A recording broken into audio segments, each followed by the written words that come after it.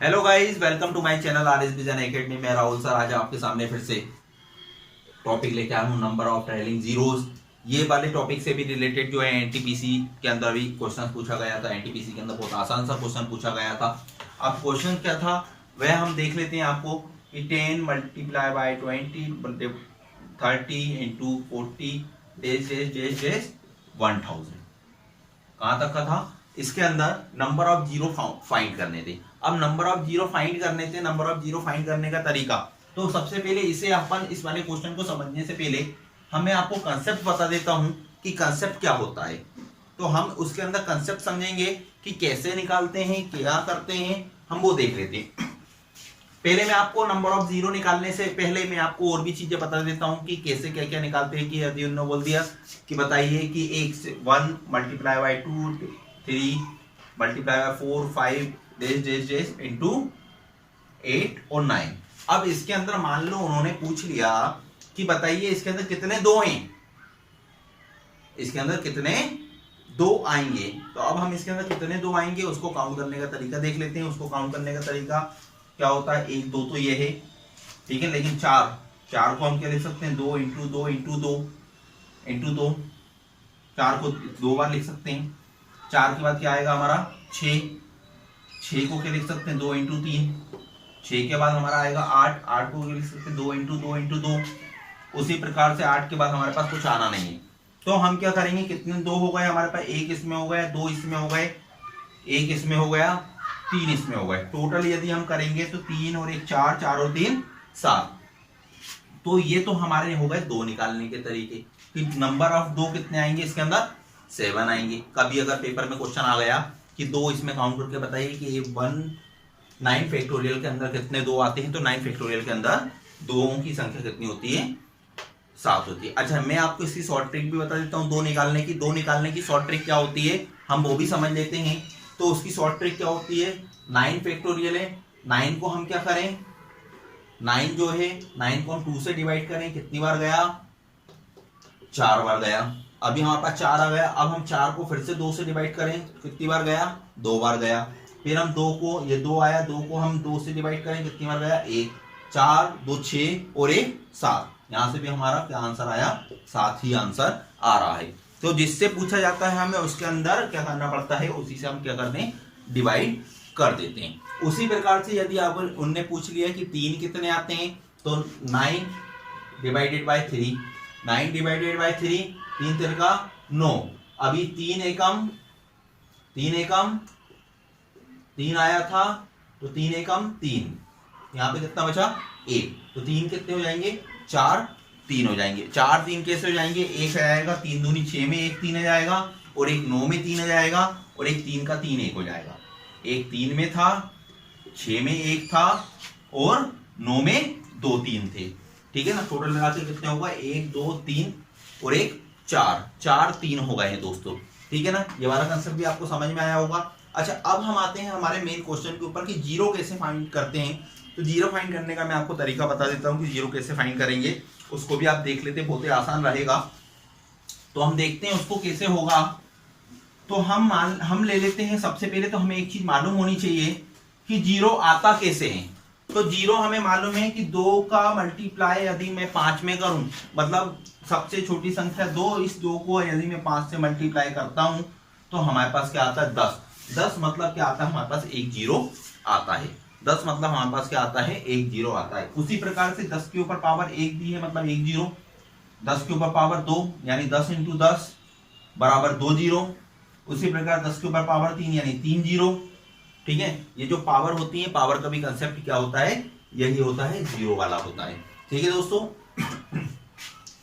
अब यदि उन्होंने पूछ लिया कि 1 multiply by 2 3 days days days days 10 में बताइए कि कुल कितने जीरो होते हैं। तो कुल कितने जीरो होते हैं, जीरो काउंट करने के लिए हमें किससे डिवाइड करना पड़ेगा। तो एक सिंपल सी बात याद रखना कि जब कभी भी आपको जीरो निकालना हो तो आपको हमेशा 5 से डिवाइड करना है। तो आप क्या करोगे, अभी मैंने आपको कंसेप्ट बताया कि लास्ट वाली जो भी संख्या होगी उस लास्ट वाली संख्या को क्या करो, डिवाइड करो। और जब तक डिवाइड करना है जब तक कि वो नीचे वाली संख्या से छोटी ना हो जाए। तो 5 दूनी 10। अब देखो 5 से छोटा है 2, तो आंसर कितना हो गया दोस्तों, इसमें 2 आंसर हो गया कि 1 से लेके 10 तक की भी संख्याओं को यदि आपस में गुणा किया जाए तो कितने जीरो हमें प्राप्त होंगे, तो हमें जीरो की संख्या कितनी मिलेगी, 2 मिल जाएगी। अच्छा, उसी प्रकार से मान लेते हैं हम यहाँ पे 10 के बदले में 100 कर देते हैं। 10 के बदले में क्या कर देते हैं हम, 100 कर देते हैं। तो 100 में क्या होगा, 100 में देखेंगे 100 डिवाइडेड बाय 5 करेंगे, हम ऐसे कर देंगे सिंपल सा तरीका, तो 20 आ गया। अभी 20 देखो 5 से बड़ा है क्या, बिल्कुल बड़ा है। फिर 20 को 5 से करो, फिर 20 को 5 से करा तो यहाँ पे हम देखेंगे कितना आया, 4 आया, 5 चौको 20। अब देखो 4 बड़ा है क्या 5 से, नहीं है। इन दोनों को टोटल कर दो, नंबर ऑफ जीरो कितने हो जाएंगे, नंबर ऑफ जीरो हो जाएंगे 24। ठीक है दोस्तों, अब यही कंसेप्ट क्या लग रहा है, यहाँ पे हम लगा देते हैं। यही कंसेप्ट है, यदि हम यहाँ पे लगाएंगे तो लगाने के बाद इस क्वेश्चन को कैसे करेंगे आप उसे समझिएगा, है ना। तो इसको करने के लिए हम क्या करते हैं, सबसे पहले तो हम इसमें देख लेते हैं कुछ संख्या हमारे पास कॉमन आ रही है क्या। यहाँ पे भी देखो 10 है, यहाँ पे भी 0 है, यहाँ पे भी 0 है, ऐसे ऐसे करके एंड तक हमारे पास क्या है, 0। तो यदि 10 कहां तक है, 1000 तक है, यानी 10 की पावर 100, यदि मैं सब में से 10 कॉमन निकालूं तो 10 की पावर 100। अब हमारे पास यहाँ पे क्या बचा, 1 multiply by 2 multiply by 3 multiply by 4 days days days days, कहां तक बच गया हमारे पास, 100 तक हमारे पास ये बच गया, 100 तक हमारे पास ये बच गया। तो 10 की पावर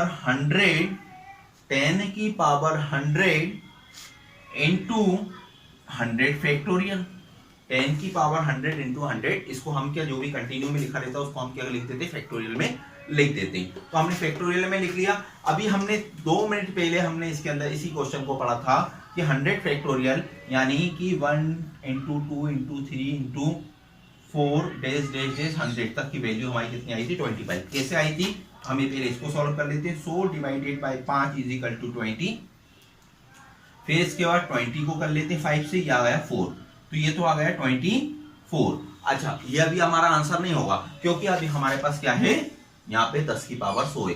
अब तो इससे पहले मैंने आपको बताया था यदि 10 की पावर 1 है तो मतलब 1 जीरो, 10 की पावर 2 है यानी 2 जीरो, इसी प्रकार से 10 की पावर 100 है तो मतलब कितने जीरो, 100 जीरो हैं। अगर हमारे यहाँ पे कितने जीरो हो गए, 100 जीरो, तो 100 जीरो तो 10 की पावर 100 के हो गए, प्लस 24 जीरो हमारे ये हो गए, टोटल मिला के 124 जीरो। दोस्तों ये हमारा आंसर हो जाएगा, बहुत ही आसान है, कोई दिक्कत नहीं हुई इस वाले क्वेश्चन को करने की। ठीक है दोस्तों, आपको समझ में आ गया ये वाली बात। ठीक है, अब हम इसी का नेक्स्ट क्वेश्चन करते हैं दोस्तों। तो दोस्तों हमारा जो नेक्स्ट क्वेश्चन है, नेक्स्ट क्वेश्चन में क्या है, 2 की पावर 55 मल्टीप्लाई बाय, ये मल्टीप्लाई का साइन है, मल्टीप्लाई बाय 5 की पावर 350। अब इसके अंदर बताना है नंबर ऑफ जीरो क्या होते हैं। तो मैंने आपको जब स्टार्टिंग में पढ़ाया था, स्टार्टिंग में मैंने आपको बता दिया था कि जीरो निकालने के लिए हमें पेयर की आवश्यकता होती है, 2 के साथ किसका मल्टीप्लाई जरूरी होता है, 5 का मल्टीप्लाई जरूरी होता है। अच्छा, अब हमने ये तो सीख लिया कि 2 के साथ 5 का जब मल्टीप्लाई होगा तभी हमारे पास क्या मिलेगा, हमें 1 जीरो मिलेगा। जब हमें 1 जीरो मिलेगा, अब लेकिन इसके अंदर क्या हो रहा है, 2 की पावर तो 55 है और 5 की पावर 350 है। अब इसके अंदर नंबर ऑफ जीरो कैसे मिलेंगे, तो नंबर ऑफ जीरो याद करने के लिए जो सबसे छोटी पावर होती है, उस सबसे छोटी पावर को चाहे वो 2 के ऊपर हो चाहे वो 5 के ऊपर हो, आंसर हमारा वही का वही होता है। अब जैसे कि सबसे छोटी पावर इसमें अंदर 55 है, 350 से छोटी है 55 क्या है, 350 से छोटी है, तो हमारे इसके अंदर जीरो की संख्या कितनी हो गई दोस्तों, 55 जीरो की संख्या हो गई। उसी प्रकार से अब इसके अंदर 2 या 5 में से सबसे छोटी पावर किसकी है, 222 की है, तो आंसर हो गया इसका 222। तो इसके अंदर हमें किसी प्रकार की कोई टेंशन वाली बात नहीं, दिमाग लगाना है, दिमाग लगा के इसको करना है, हमें सॉल्व करना है। ठीक है दोस्तों, अब इसका नेक्स्ट टाइप एक और देख लेते हैं, एक और किस तरीके का क्वेश्चन आता है वो भी मैं आपके सामने लिखता हूं अभी, कि जैसे कि क्या होता है कि 1 का स्क्वायर इंटू 2 का स्क्वायर इंटू 3 का स्क्वायर, क्या हो रहा है, 1 का स्क्वायर इंटू 2 का स्क्वायर इंटू 3 का स्क्वायर इंटू 4 का स्क्वायर डेस डेस डेस डेस 10 का स्क्वायर। ठीक है दोस्तों, अब हमारे पास जब कभी भी स्क्वायर्स वाले क्वेश्चंस आते हैं तो स्क्वायर्स वाले क्वेश्चंस के अंदर हम क्या कर लेते हैं, याद रखिएगा इस क्वेश्चन के अंदर हम लास्ट वाली संख्या को लेते हैं, फिर वही करते हैं। क्या करा हमने, 5 से डिवाइड करा 10 को, तो कितना आया हमारा 2। अब जो भी घात होगी, जैसे कि 2 घात लगी है तो 2 का मल्टीप्लाई 2 इंटू 2 का मल्टीप्लाई कर देंगे तो इसके अंदर हमें कितने जीरो प्राप्त हो जाएंगे, हमें 4 जीरो प्राप्त हो जाएंगे। जब हम 1 का स्क्वायर इंटू 2 का स्क्वायर इंटू 3 का स्क्वायर इंटू 4 का स्क्वायर करते हुए हम कहां तक जाते हैं, 10 के स्क्वायर तक जाते हैं। ठीक है दोस्तों, इसी के साथ हम इसका नेक्स्ट देख लेते हैं एक और क्वेश्चन की। अब हम क्यूब वाले की बात कर लेते हैं कि क्यूब वाला कैसे होगा। तो 1 का क्यूब इंटू 2 का क्यूब इंटू 3 का क्यूब बेस डेस डेस 10 की पावर 3।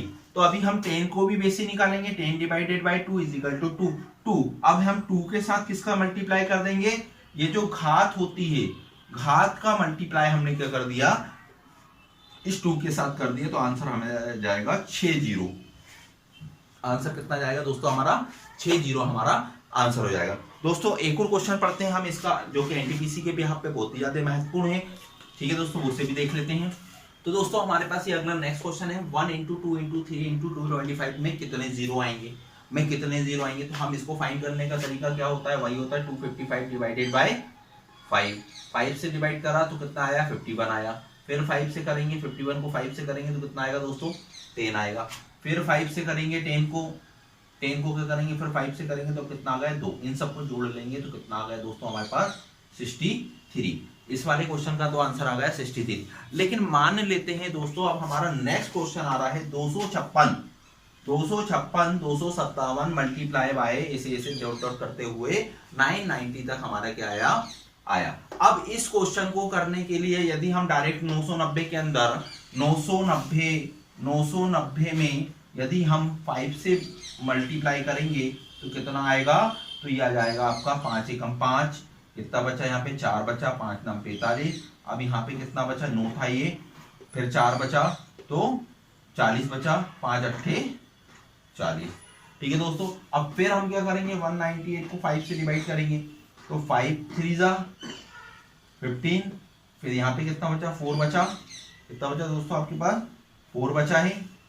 फिर हम क्या करेंगे इसमें, 5 नाम 45। अब हम 39 को फिर से क्या करेंगे, 5 से डिवाइड करेंगे तो कितना आएगा, 5 सत्ते 35। फिर हम क्या करेंगे, 7 को 5 से डिवाइड करेंगे तो कितना जाएगा, 5 एकम 5। तो इन सबको यदि हम टोटल करते हैं तो 40 और 200 240 245। तो कितना जाएगा हमारे पास, इसका आंसर होना चाहिए था इस हिसाब से 245। लेकिन यहाँ पे हमने तो 990 फैक्टोरियल का मान निकाला है, कहां से, 1 से। ये हमने मान कहां से निकाला है, 990 को यदि हमने 5 से डिवाइड करा है तो 1 से हमने 990 को डिवाइड करा है दोस्तों। तो हमारा ये जो आंसर है यहाँ पे, ये हमारा आंसर गलत होगा। इसको करने से पहले हमें इसके आगे से जोड़ना पड़ेगा, तब जाके 1 फैक्टोरियल से 990 फैक्टोरियल का मान आएगा 245। लेकिन हमें तो वैल्यू चाहिए थी 256 से 990, तो इसके बीच की वैल्यू चाहिए थी। तो हम क्या करेंगे, 245 में से 63 को माइनस कर देंगे तो कितना हो जाएगा आपका, 14 में से 6 गया 8, 182। ये जो आपका आएगा, ये आपका आंसर आएगा, ये आपका क्या आएगा, आंसर आएगा। दोस्तों एक लास्ट क्वेश्चन और हम देख लेते हैं। उस लास्ट क्वेश्चन के अंदर आपको बताना है कि क्या है, कैसे हम उस क्वेश्चन को सॉल्व करेंगे। क्वेश्चन ये है कि जब कभी भी विषम संख्याओं की बात होती है कि विषम संख्याओं के अंदर कितने जीरो आते हैं। क्वेश्चन लिख देता हूं, मैं बताता हूं आपको कि क्वेश्चन क्या है कि 1 multiply by 3 multiply by 5 into multiply by 7 days days days days days 999 days days days days 999। तो जब कभी भी इस टाइप का क्वेश्चन आता है तो इस टाइप के क्वेश्चन के अंदर हमारा आंसर क्या होगा। तो इस टाइप के क्वेश्चन जब भी आएगा ना, तो यहाँ पे हमारे को क्या मिलेगा, 2 मिलेगा। और जब तक 5 के साथ 2 का मल्टीप्लाई नहीं होगा, जब तक हमें क्या, 0 प्राप्त नहीं होगा। जब तक 2 इंटू 5 नहीं होगा, जब तक हमें 0 प्राप्त नहीं होगा। तो इस वाले का आंसर, जब कभी भी विषम संख्याओं की बात होती है तो विषम संख्याओं का आंसर क्या होता है, या तो हम इसका आंसर लगाएंगे ज्ञात नहीं किया जा सकता, या हम इसमें अंदर बताएंगे इनमें से कोई नहीं, है ना। दो भी उसके अंदर हमें ऑप्शन मिलेगा, उस ऑप्शन के तहत हम इसका आंसर लिख देंगे ज्ञात नहीं किया जा सकता, कैन नॉट बी डिटरमाइन। याद रखिएगा। तो दोस्तों इसी के साथ मैं उम्मीद करूंगा आपको ये वाला वीडियो हमारा पसंद आया होगा। इस वीडियो को आपने देखा है, आपको समझ में आया। यदि इसमें भी कोई आपको डाउट लगता है तो उस डाउट के लिए आप हमें कमेंट बॉक्स के अंदर कमेंट कर सकते हैं, जिससे कि हम इसको और भी ज़्यादा इंप्रूव करके हम आपके सामने लाएंगे। और इसके अलावा भी जो भी टॉपिक्स आपको पढ़ने हैं वो भी आप कमेंट बॉक्स के अंदर लिख के कमेंट करें, तो वो भी टॉपिक हम आपको कवर करवाएंगे। और यदि आपने अभी तक हमारे चैनल को सब्सक्राइब नहीं किया है, लाइक नहीं किया है, शेयर नहीं किया है, तो अभी तुरंत ही हमारे चैनल को सब्सक्राइब करें, लाइक करें, शेयर करें, जिससे कि हमारा और भी ज्यादा मनोबल बढ़ेगा। मनोबल बढ़ता है आदमी का तो वो और भी अच्छी अच्छी चीजें लेके आता है, जो कि एग्जाम के पॉइंट ऑफ व्यू से बहुत ही ज्यादा महत्वपूर्ण होती है। थैंक यू, धन्यवाद।